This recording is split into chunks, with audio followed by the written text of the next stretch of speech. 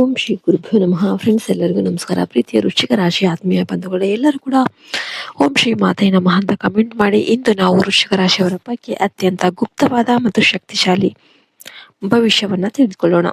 July 21ರಿಂದ August 10ರವರೆಗಿನ ಮುಂದಿನ 20 ದಿನಗಳು ವೃಶ್ಚಿಕ ರಾಶಿಯವರಿಗೆ ವಿಷದಿಂದ ಅಮೃತದ ಕಡೆಗೆ ಹೋಗುವ ಸಮಯ. ಅಂದ್ರೆ ಇಷ್ಟು ದಿನ ನೀವು ಅನುಭವಿಸಿದ ವಿಷದಂತಹ ಕಷ್ಟ, ನೋವು, ದ್ರೋಹ, ಅವಮಾನ, ಹಣಕಾಸಿನ ನಷ್ಟ ಎಲ್ಲವೂ ಕೂಡ ಈಗ ಅಮೃತದಂತೆ ಸಿಹಿಯಾಗಿ ಬದಲಾಗುವ ಟೈಮ್.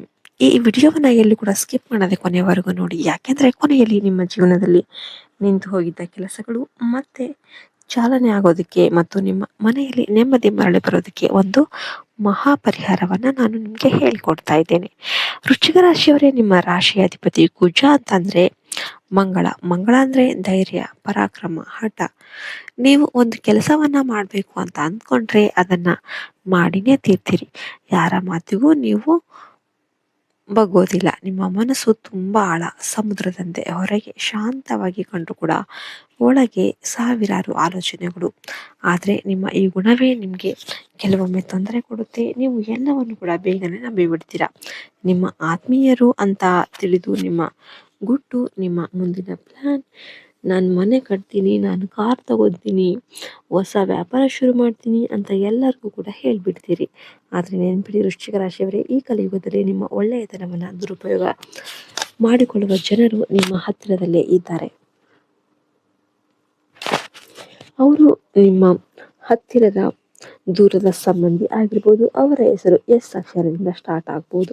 2025ರ ಕೊನೆಯಿಂದ 2026ರ ಜುಲೈವರೆಗೂ ನಿಮ್ಮ ಜಾತಕದಲ್ಲಿ ಶನಿಯ ಅಷ್ಟಮ ದೃಷ್ಟಿ ಮತ್ತು ರಾಹುವಿನ ಸಂಚಾರದಿಂದಾಗಿ ನೀವು ತುಂಬಾ ಕಷ್ಟವನ್ನ ಅನುಭವಿಸುತ್ತೀರಿ. ಹಣ ಬಂದರೂ ಕೂಡ ನಿಲ್ಲದೆ ಇರೋದು, ಮನೆಯಲ್ಲಿ ಕಾರಣ ಇಲ್ಲದ ಜಗಳ, ನಿಮ್ಮವರೇ ನಿಮ್ಮನ್ನ ತಪ್ಪಾಗಿ ಅರ್ಥ ಮಾಡ್ಕೊಳ್ಳೋದು, ಕೆಲಸಗಳು ಅರ್ಧಕ್ಕೆ ನಿಲ್ಲೋದು, ರಾತ್ರಿ ನಿದ್ದೆ ಇಲ್ಲದೆ ಇರೋದು, ಆರೋಗ್ಯದಲ್ಲಿ ಸಣ್ಣ ಪುಟ್ಟ ಸಮಸ್ಯೆಗಳು.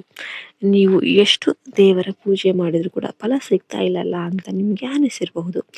ಆದ್ರೆ ಅದು ನಿಮ್ಮ ಅದೃಷ್ಟದ ತಪ್ಪಲ್ಲ, ಅದು ಗ್ರಹಗಳ ಆಟ ಮತ್ತು ನಿಮ್ಮ ಸುತ್ತ ಇರುವ ನರದೃಷ್ಟಿಯ ಪ್ರಭಾವ. ಆದ್ರೆ ಈಗ ಆ ಕತ್ತಲೆಯ ಕಾಲ ಮುಗಿದು ಜುಲೈ 21ರಿಂದ ನಿಮ್ಮ ರಾಶಿಯಲ್ಲಿ ಕುಜನು ಬಲವಾಗಿ ರುಚಕ ಮಹಾರಾಜಯೋಗವನ್ನು ನಿರ್ಮಾಣ ಮಾಡ್ತಿದ್ದಾನೆ. ಜೊತೆಗೆ ಗುರುವಿನ ಶುಭ ದೃಷ್ಟಿ ನಿಮ್ಮ ರಾಶಿಯ ಮೇಲೆ ಇದೆ. ಇದರ ಅರ್ಥ ಏನ್ ಗೊತ್ತಾ? ಮುಂದಿನ 20 ದಿನಗಳು ನಿಮ್ಮ ಜೀವನದ ಟರ್ನಿಂಗ್ ಪಾಯಿಂಟ್. ನೀವು ಇಷ್ಟು ದಿನ ಕಳೆದುಕೊಂಡದನ್ನ ಈಗ 2 ದಿನ ಪಟ್ಟು ಹೆಚ್ಚಾಗಿ ಪಡಿತೀರಾ. ಉದ್ಯೋಗದಲ್ಲಿರುವವರಿಗೆ ನಿಮ್ಮ ಶತ್ರುಗಳೇ ನಿಮ್ಮ ಮುಂದೆ ತಲೆಬಾಗ್ತಾರೆ. ಪ್ರಮೋಷನ್, ಸಂಬಳ ಜಾಸ್ತಿ, ಹೊಸ ಜವಾಬ್ದಾರಿ ಸಿಗುತ್ತೆ. ವ್ಯಾಪಾರ ಮಾಡೋರಿಗೆ ಒಂದು ದೊಡ್ಡ ಲಾಭದ ಡೀಲ್ ಆಗುತ್ತೆ. ಸಾಲದ ಸಮಸ್ಯೆ ಬಗೆಹರಿಯುತ್ತೆ. ಕೋರ್ಟ್, ಪೊಲೀಸ್ ವಿಷಯಗಳು ಇವೆಲ್ಲ ಕೂಡ ನಿಮ್ಮ ಪರವಾಗಿ ಆಗುತ್ತೆ. ಮದುವೆ ಆಗದೆ ಇರೋರಿಗೆ ಕಂಕಣ ಭಾಗ್ಯ ಕೂಡ ಕೂಡಿ ಬರುತ್ತೆ. ದಂಪತಿಗಳ ನಡುವೆ ಇದ್ದ ತಪ್ಪು ತಿಳುವಳಿಕೆ ದೂರವಾಗಿ ಪ್ರೀತಿ ಅನ್ನೋದು ಜಾಸ್ತಿ ಆಗುತ್ತೆ.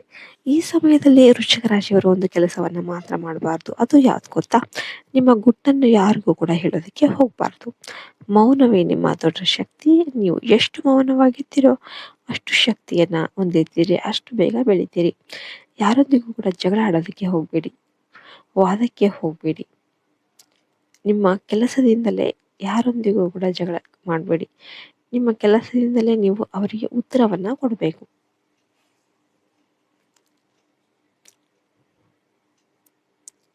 ನಿಮ್ಮ ಬೆಳವಣಿಗೆಯನ್ನು ನೋಡಿ ಹೊಟ್ಟೆ ಕಿಚ್ಚು ಪಡುವವರಿದ್ದಾರೆ. ಅವರಿಗೆ ನಿಮ್ಮ ಒಳ್ಳೆಯತನವನ್ನ ನೋಡೋದಕ್ಕೆ ಇಷ್ಟ ಇಲ್ಲ. ಆದ್ರೆ ನೀವು ಅವರನ್ನ ದ್ವೇಷ ಮಾಡಬೇಡಿ, ದೂರ ಇರಿ ಅಷ್ಟೇ. ಮನೆಯಲ್ಲಿ ನೆಗೆಟಿವ್ ಎನರ್ಜಿ ಇದೆಯಾ ಹಾಗಂತ ನಿಮ್ಗೆ ಅನಿಸ್ತಾ ಇರ್ಬೋದು, ತಿಳಿತಾ ಇರ್ಬೋದು. ಕೆಲವು ಲಕ್ಷಣಗಳು ಇವೆ ನೋಡಿ. ಇದ್ದಕ್ಕಿದ್ದಂತೆ ಮನೆಯಲ್ಲಿ ಕೀಟಗಳು ಜಾಸ್ತಿ ಆಗೋದು, ಕಾರಣ ಇಲ್ದಾನೆ ಗಾಜಿನ ವಸ್ತುಗಳು ಒಡೆಯೋದು ಹೋಗೋದು, ಸಂಜೆ ದೀಪ ಹಚ್ಚಿದ್ರು ಮನೆ ಕತ್ತಲಾಗಿ ಕಾಣೋದು, ದಂಪತಿಗಳ ನಡುವೆ ಕಾರಣ ಇಲ್ದಾನೆ ಸುಮ್ಮನೆ ಜಗಳ ಆಗ್ತಾ ಇರೋದು, ಹಣ ಬಂದ ತಕ್ಷಣ ಖರ್ಚಾಗೋದು. ಇವುಗಳಲ್ಲಿ 2-3 ಇದ್ರೂ ಕೂಡ ಭಯ ಬೇಡ. ಇದಕ್ಕೆ ಮಹಾ ಪರಿಹಾರ ತುಂಬಾ ಸರಳ. ಪ್ರತಿ ಮಂಗಳವಾರ ಬೆಳಿಗ್ಗೆ ಸ್ನಾನ ಮಾಡಿ ಹನುಮಂತನ ದೇವಸ್ಥಾನಕ್ಕೆ ಹೋಗಿ ಒಂದು ತೆಂಗಿನಕಾಯಿಗೆ ಭಗವಂತನ ಪಾದದ ಸಿಂಧೂರವನ್ನ ಹಚ್ಚಿ ಓಂ ಹನುಮತೆ ನಮಃ ಅಂತ 27 ಬಾರಿ ಜಪ ಮಾಡಿಸಿ.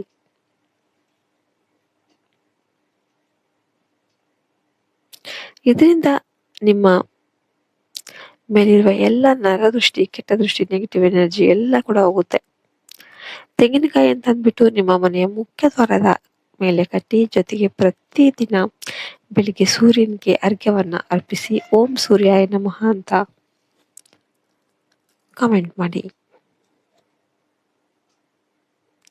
ವೃಶ್ಚಿಕ ರಾಶಿಯವರೇ, ಒಂದು ವಿಷಯ ನೀವು ನೆನ್ಪಿಟ್ಕೊಂಡ್ಬಿಡಿ, ನೀವು ಸಾಮಾನ್ಯ ರಾಶಿಯವರಲ್ಲ, ನೀವು ಹೋರಾಟಗಾರರು.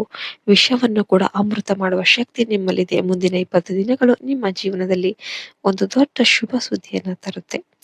ಅದು ನಿಮ್ಮ ಮನೆ, ನಿಮ್ಮ ಆಸ್ತಿ, ನಿಮ್ಮ ಮಕ್ಕಳ ಭವಿಷ್ಯಕ್ಕೆ ಸಂಬಂಧಿಸಿದ್ದಾಗಿರ್ಬೋದು. ಲಕ್ಷ್ಮೀ ದೇವಿ ನಿಮ್ಮ ಮನೆಗೆ ಬರ್ತಾ ಇದ್ದಾಳೆ. ಈ ಮಾಹಿತಿ ನಿಮ್ಗೆ ಇಷ್ಟ ಆಗಿದೆ ಅಂದ್ರೆ ವಿಡಿಯೋಗೆ ಲೈಕ್ ಮಾಡಿ. ಜೈ ಶ್ರೀರಾಮ್, ಓಂ ನಮಃ ಶಿವಾಯ ಅಂತ ಕಮೆಂಟ್ ಮಾಡಿ.